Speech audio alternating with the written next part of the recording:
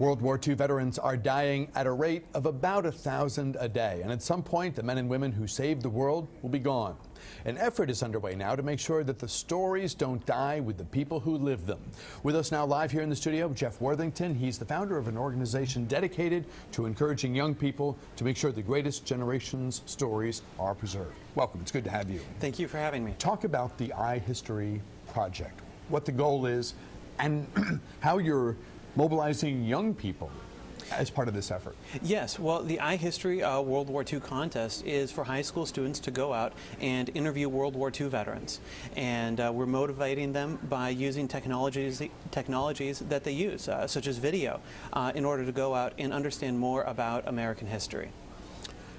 Is it your vision or assumption that young people will talk to their grandparents or maybe even great-grandparents, or in some cases, are young people going to a local nursing home or a friend of a friend and finding people that they didn't know but are going to seek to know?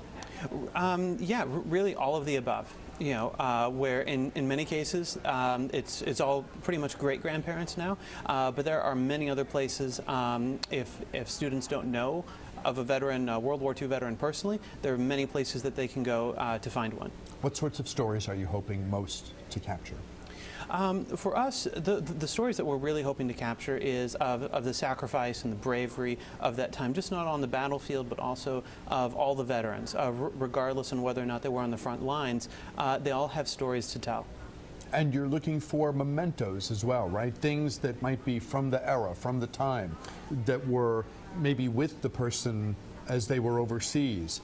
So it's kind of multimedia in that way? Yes, yes. We are working in cooperation with the Library of Congress so that all of these video interviews will be submitted to the Library of Congress to go into their National Archive. And they just don't want oral histories, but they're also after, like you said, mementos, original photographs. So sometimes those veterans brought back different artifacts from World War II.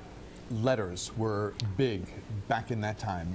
Difficult as it might be for the current generation to realize, but letters were huge. Oh, absolutely. Letters were pretty much the only way that veterans had to communicate with their family or girlfriends or wives. And so those are something that the Library of Congress is also wanting veterans to be able to donate to the library's collection. I'm so glad you're doing this because I remember being at the air show at Andrews Air Force Base a long time ago. And it just so happened that I ended up standing next to a veteran from World War II. And as we watched some of the older planes go by and do their maneuvers and stunts and what have you, he started telling me about a time when he was 19 and he was on a plane and they were in Europe and there was a problem with the wing and he had to climb onto the wing to fix the thing in midair and then climb back into the cockpit. And I'm like, I can't believe I'm the only one here hearing this story. This is amazing. And all these stories that all these guys have need to be preserved. And this is why you all are involved in this work. Yes, yes. There are, the National World War II Memorial has said that there are 1.2 million World War II veterans still alive here in the U.S. And that's potentially 1.2 million untold stories that we're hoping to be able to capture some of those using students ages 13 through 18 nationwide to be able to go out and help collect those types of stories. For people who might be interested in this work, in this project, how can they get involved? How can they contact you? Yeah, well, the best thing is to go and find out about it on our website, heroes-ww2.org, and that we have a section there for educators that they can go through, and educators can get information. We have a section for students, and students can also register. By registering, that's where they get the needed instructions and release forms.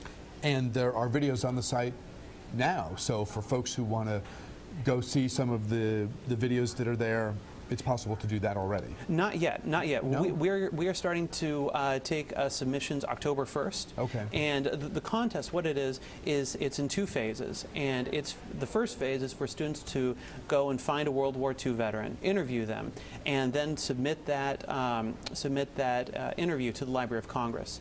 And then the second phase is for students to take their interview, edit it into a 3 to 5 minute mini documentary. That's what they can submit to our contest starting October 1st through November 20th. I must have been on another site where they have been able to collect some of the stories of World War II veterans. Jeff Worthington, best of luck. We'll have you back in the fall and see how things are going. You can bring the winner forward when you have one. All right. Thanks very much for being with us.